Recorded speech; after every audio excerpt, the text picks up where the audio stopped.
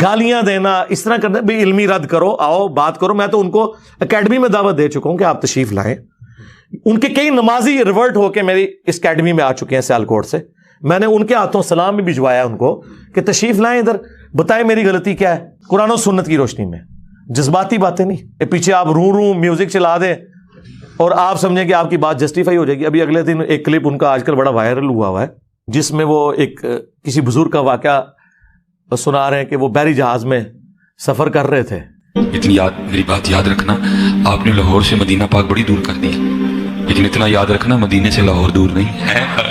ہاں جی, یہ کتاب ہے تذکرہ غوثیہ, یہ غوث علی شاہ صاحب رحمۃ اللہ تعالی کے ملفوظات ہیں. اس میں بھی حضرت نے لکھا ہے, غوث علی شاہ صاحب آپ فرماتے ہیں میں حج کرنے کے لیے گیا اور میں بمبئی بندرگاہ سے بحری جہاز پہ بیٹھا. ٹھیک ہے جی, کہتے جہاز نکل کھڑا ہوا حج کے لیے, جدہ جانا تھا سیدھا جہاز میں. اب کہتے جو کسی دا عاشق ہوئے اسے دی گل کردا, سو مکر بہانے کر کے اسے دے مرنے مرد.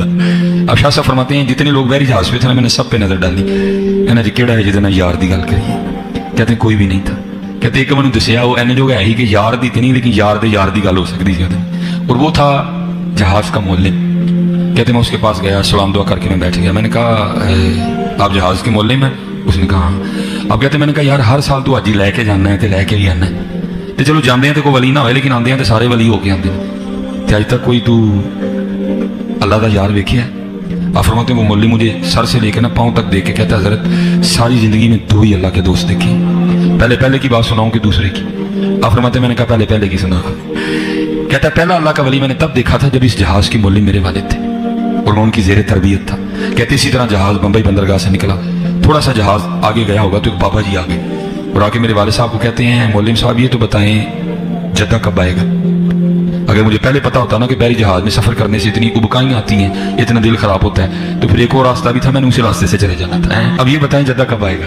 تو کہتے ہیں میرے والد صاحب مسکرا کے کہنے لگے بزرگو وہ یہ تو جہاز بمبئی بندرگاہ تو چلے ہیں 11 دن لگنے نے پھر جدہ آئے گا. کہتے ہیں وہ بابا جی چلے گئے, اثر پڑھ کے پھر آئے, وہی سوال. میرے والد صاحب کا بھی وہی جواب, پھر چلے گئے, مغرب پڑھ کے پھر آئے, پھر وہی سوال.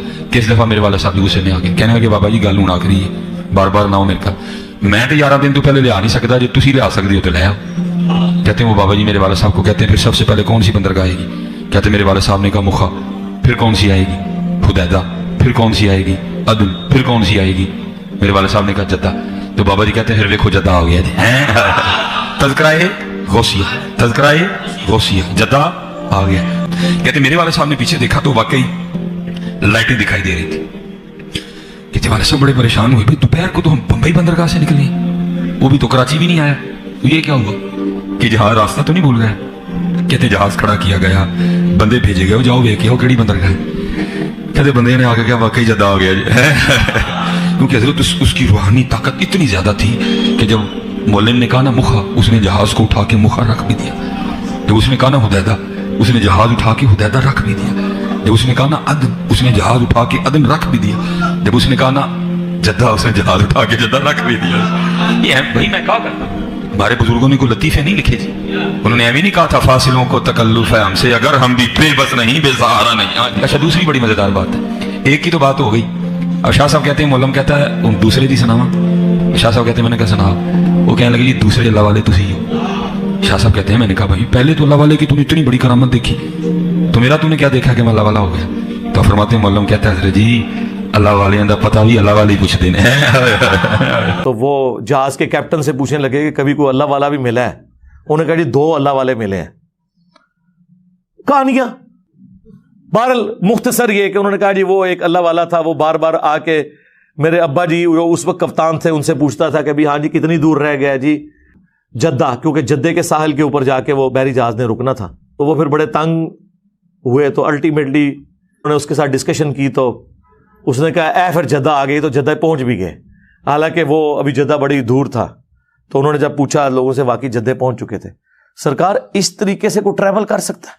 اللہ سے ڈر جائیں. اور پھر جو آپ یہ کہانی کروا رہے ہیں کہ جی وہ بحری جہاز سمیت وہاں پہنچ گئے جدے, اس میں ایک ٹیکنیکل غلطی ان سے ہو گئی ہے, وہ میں نے ہائی لائٹ کرنی ہے.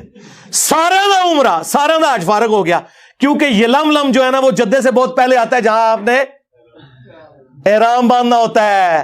ਉਹ ਬਾਬਾ ਜਾਲੀ ਨਿਕਲਿਆ ਤੁਹਾਡਾ।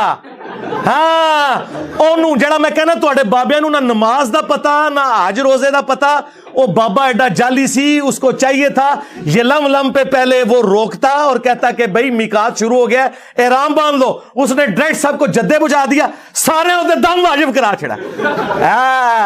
मेरे नबी सा है ही कोई नहीं, तेरे सारे बाबे तो शाही कोई नहीं। आए और दाढ़ थले, ये किसी का दिमाग ही नहीं गया, लोग सुभान अल्लाह कह रहे हैं, लानतुल्लाह। सारे उधर दम वाजिब करवाता उन्हें, क्योंकि जद्दे पहुंच गए तो ये लम तो गुजर चुका है, जद्दे पहुंच गए तो आप बांध ही नहीं सकते एहराम, और अगर बांधेंगे तो हर बंदे ने ला अल्लाह कुर्बान। और बाबा ने उल्टा मुसीबत पै गई। कितनी बड़ी टेक्निकल गलती है इसके अंदर, टेक्निकल गलती। और इससे ये पता लगा बाबे को हज के मसाइल नहीं पता थे, वरना वो पहले यलमलम रोकता, उसके बाद जद्दे जाता। यही तो हम कहते हैं इन्हें तजवीज से नमाज भी नहीं आती, तर्जमा तो छड़ दो, कोई पढ़ ही नहीं सकते। ये हालत है इनकी। और मेरा मासूमाना सवाल है, आपके सारे बुजुर्ग बहरी जहाजों में जाते थे जब हज और उम्रे के लिए, तो आप तो कहते हैं बुजुर्गों का मुकाम बहुत बुलंद है। अगर वेल मछली तैर सकती है, शार्क मछली तैर सकती है, तो आपके बाबे समुद्री रास्ते तैर के क्यों नहीं वहां पहुंचते थे? आए हो ना दाढ़ तले हो। वेल मछली 1.5 घंटे तक सांस रोक लेती है अपना, उसके बाद एक दफा ऊपर सांस लेने आती है। तो आड़े बाबे का भी 1.5 घंटे से सांस रोकिए, चाहे गौस है, कुतुब है, अब्दाल है, 3 मिनट से ज्यादा कोई बंदा जिंदा नहीं रह सकता, आम आदमी मर जाएगा। और दूसरी तरफ सही मुस्लिम शरीफ, बनु सलमा चौराहे पे खड़े हैं, अल्लाह के नबी इस्लाम ने पूछा कि मैंने सुना है कि तुम मस्जिद नबवी के करीब मदीना शरीफ में शिफ्ट होना चाहते हो। उनके या रसूलल्लाह गांव एरिया से आते हैं, जाहिर है गांव एरिया से आने में तरद्दुद है, नमाज में पहुंचते हुए इतनी ट्रैवलिंग करनी पड़ती है, बाज़ का जमात भी रह जाती होगी या लेट पहुंचते होंगे, तो हमने सोचा कि हम ना मदीना शरीफ में ही घर ले लें। तो नबी इस्लाम ने फरमाया कि जो तुम इतने कदम चल के आते हो ना, तो तुम्हारे लिए सवाब लिखा जाता है। ये हदीस है सही मुस्लिम में भी, मिशकात में भी मौजूद है। ये है सर किताबों का पैगंबर। नबी इस्लाम ने उन्हें यह क्यों नहीं कहा कि बाद में तो बुजुर्गान दीन जो है वो उड़ के पहुंच जाया करेंगे मक्के मदीने नमाजें पढ़ने, तो उड़ के आ जाया करो, मदीना शरीफ क्यों शिफ्ट हो रहे हो? उतू उड़ होते थे, लैंड करो। उस जमाने भाई कोई नहीं सी उड़दा। और दूसरी तरफ ये आपको कहते हैं बड़े से बड़ा गौस, कुतुब, अब्दाल, किसी सहाबी के घोड़े के कदमों की खाक जो नतनों में बैठे उसके बराबर नहीं हो सकता। तो सरकार बनु सलमा, जिनके घोड़ों की खाक जो उनके घोड़ों के नतनों में बैठती थी, वो तुम्हारे बाबों से अफजल थी। वो तो बेचारे मदीना शरीफ शिफ्ट इसलिए हो रहे हैं कि हमें दूर से आना पड़ता है, हम करीब जरा शिफ्ट हो जाएं ताकि नमाज पढ़ने में आसानी हो। उनको तो हुजूर नहीं कह रहे उड़ के आ जाओ, या वो सोच ले कि अगर उड़ के आ सकते तो बेचारे ये काम ना करते। उस जमाने में कोई नहीं था उड़ता। इसका मतलब ये बाद में सारी कहानी है।